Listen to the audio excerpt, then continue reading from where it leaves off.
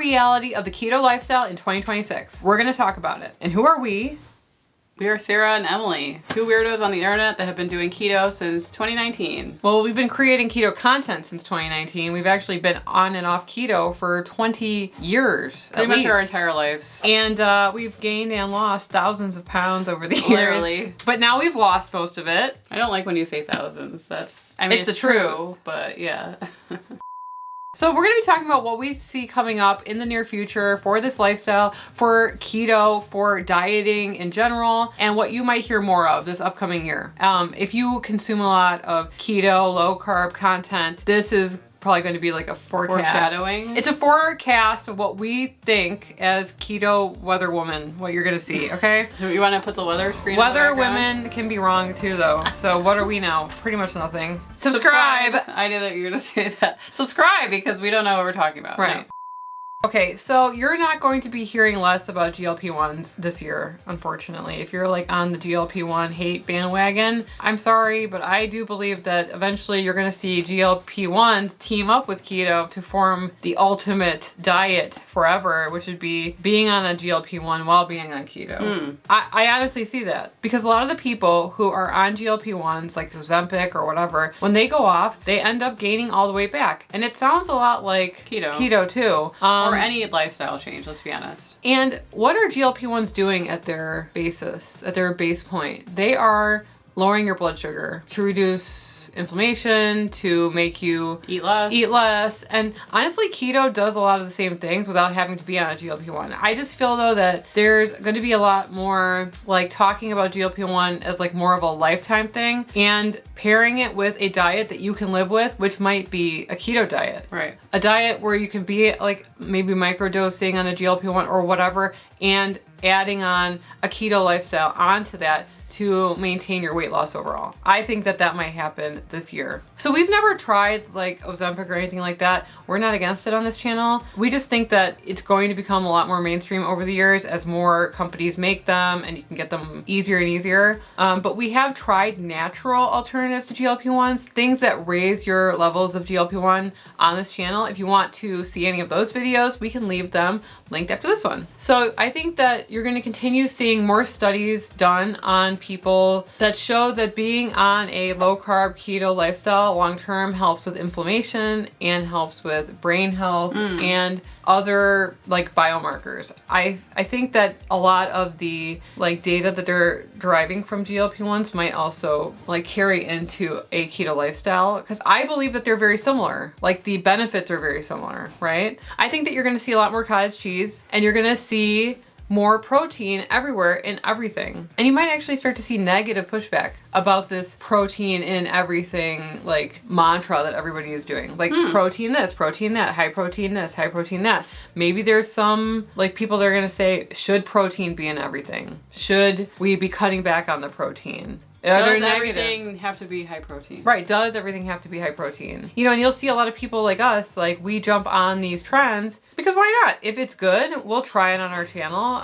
If it is getting a lot of views, we'll try it on our channel. And if it follows like our, you know, ethos as to how we do keto or how we live our low carb life, we're gonna try it if it's a trend. But you might start to see a little bit pushback about eating so much protein powder, adding protein powder into everything. Right. What are the negative side effects of that long term? Who knows? That's what I think, is that there might be a reckoning with protein. And it might not even happen now, it might happen later. Usually the tide turns at some point against this sort of thing, like cottage cheese, you know? I don't know, I think cottage cheese is unstoppable at this point. Yeah. I mean, what do you guys think the next viral ingredient is gonna be? Let us know. We are always trying to stay above or ahead of the trend. Right. So give us some clues. I have to say, I never saw the cottage cheese thing coming and staying for so long. Yeah. So, and I like cottage cheese. I guess I'm always been a blinded. fan. I'm blinded now. I can't think of anything else other than cottage cheese. Really? When I look at recipes. This kind of goes into our next point a little bit, is that in order to make cooking videos interesting to click on, a lot of times we have to ride trends and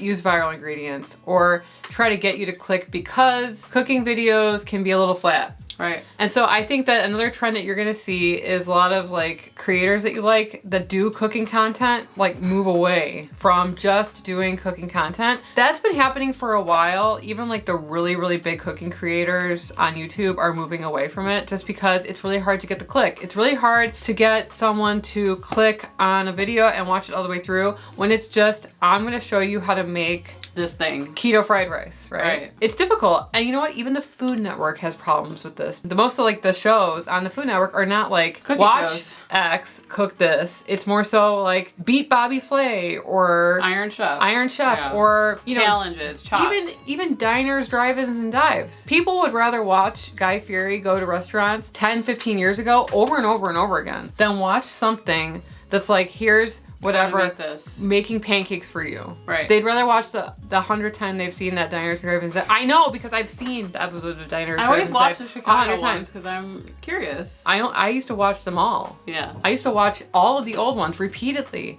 And it's like, why? It's because there's storytelling involved. It's because it's more interesting to watch, right? Than just watching Guy Fieri make chili cheese dogs. So you probably are going to be seeing more people like us try to move towards more talking about broader like subjects in the low carb keto lifestyle. We always feel like we're going to be low carb keto. We always feel like that is like the choice that we've made. We have tried it all in our 41 years on this planet. Ever since the age of like 12, we've tried almost every diet, and we still feel like keto is the diet, the lifestyle that we've chosen. But there's other things that we can talk about that might broach the subject of like health, nutrition. Can we try this? Can we tell a story with that? Can we tell a story about something else as 41-year-old twins on the internet? Twins in Chicago. So that's what we're trying to do with all of these new types of videos that we're doing right now, is just kind of combine all of those together into a format. You know, and a lot of people are noticing that we're uploading a lot on Facebook now, and it's easy recipes that someone who has never tried keto and doesn't know how to cook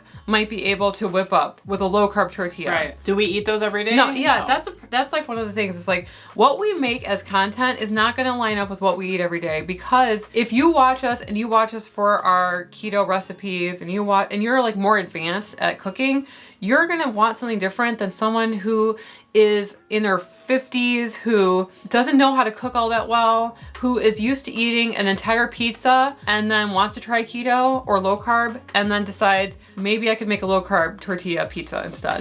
Instead of eating 150, 200 carbs, maybe I could eat 10. That might be easier for me. Maybe that's doable for me. And a lot of the content that does well on for cooking is simple recipes. Because the average person doesn't know how to cook. I'm sorry to say, most people don't have the time, the effort to cook, to learn how to cook. And that is also why the Food Network has switched over to storytelling content instead of like, here's a Michelin star chef showing you how to make pancakes that takes like 50 hours to make these pancakes. That is made like with some kind of probiotic thing in the pancakes, right? It's like people don't have the time for that. But do you know what they have the time for? I want to lose weight. I don't feel good about myself. And instead of ordering this pizza, I'm gonna make one at home. I'm gonna make a tortilla pizza with a low carb tortilla. That is what is resonating with people. That's what we're doing on Facebook. People are very confused about that. So I just thought I would say it. But like that you have to make the content for the platform. You have to make the content where the audience is at. Not what we necessarily think is like the ultimate thing, but like meet people where they're at. And the majority of people, they don't know how to cook. They want something quick, simple, inexpensive. And